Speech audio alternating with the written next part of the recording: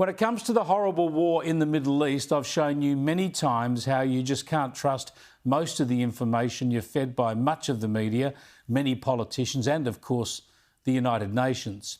You know the pack drill here. We've had Israel accused of bombing hospitals that it never bombed, falsely accused of deliberately targeting aid workers. It's been accused of putting thousands of babies on the brink of death in what was a UN-promulgated fiction. Israel's even been accused of blocking aid, then massacring the very people it's been delivering aid to. And then there are the endless and patently absurd claims of genocide. It goes on and on. The demonisation of Israel and the lies told about this war are endless. And our taxpayer-funded ABC is a serial offender. So when I saw one of their stories out of the Middle East on the weekend, I thought I'd ask them a few questions. Their coverage started with this. Israel has pounded Gaza with airstrikes, killing 55 Palestinians, according to Palestinian health officials. Well, as I hope you'll know by now, when they say Palestinian health officials, they mean Hamas. They are quoting numbers provided by, or at least approved by, Hamas, one of the world's most bloodthirsty Islamist extremist terrorist organisations. So trust those numbers at your peril. I wouldn't repeat anything that Hamas offers. In fact, the ABC went on to say that 80% of all the deaths in this war are likely to be civilians. Again, this would be Hamas propaganda, impossible to verify and certain not to be true, given that Hamas terrorists operate against the rules of war in civilian clothes among civilian populations. The ABC then proceeded to a story about education in Gaza.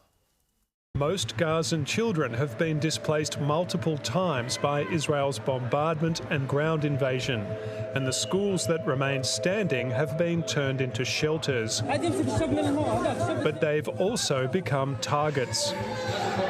Israel has bombed many of them, saying it's targeting members of the Hamas militant group. The UN estimates nearly 90% of Gaza's schools have been damaged or destroyed. Yeah, again, the ABC parrots this stuff as fact, but crucially doesn't seek to report why that might be the case. I mean, do you think all of this might just have something to do with Hamas building its network of terrorist tunnels under schools and hiding weapons and operatives inside or underneath school buildings? But that's not worth mentioning on the ABC. It's all about Israel hitting schools, apparently, demonising Israel.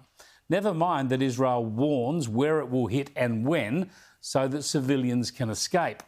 And note how the ABC refers to the Hamas militant group, which makes them sound like some sort of a legitimate army rather than the Islamist terrorists that they are.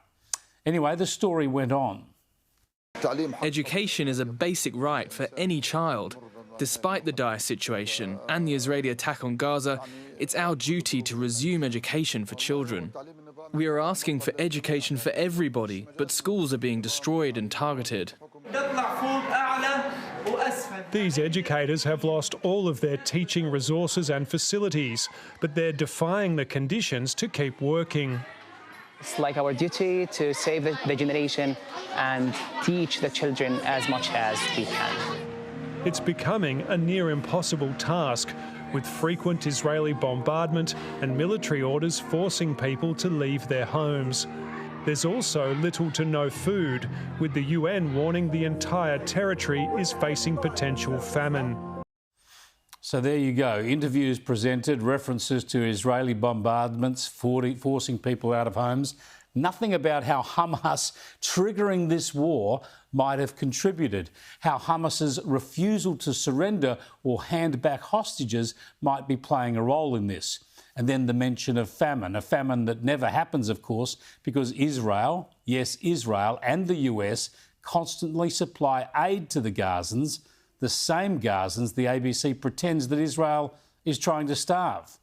Now, none of this is to deny the horrors afflicting civilians and children in Gaza. The situation is horrific. The point is why. Why is this so?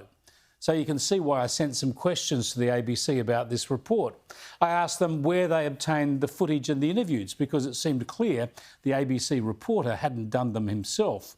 I also asked what input the ABC had into selecting who was interviewed, what they were asked, and whether their claims could be verified. And I asked why the ABC didn't mention that Hamas had used schools and hospitals and tunnels beneath them for their operations. Finally, I asked why they called Hamas terrorists militants when Hamas is a listed terror group around the world, including in Australia. I sent that query on Sunday night, and despite a bit of toing and froing, there's still no response.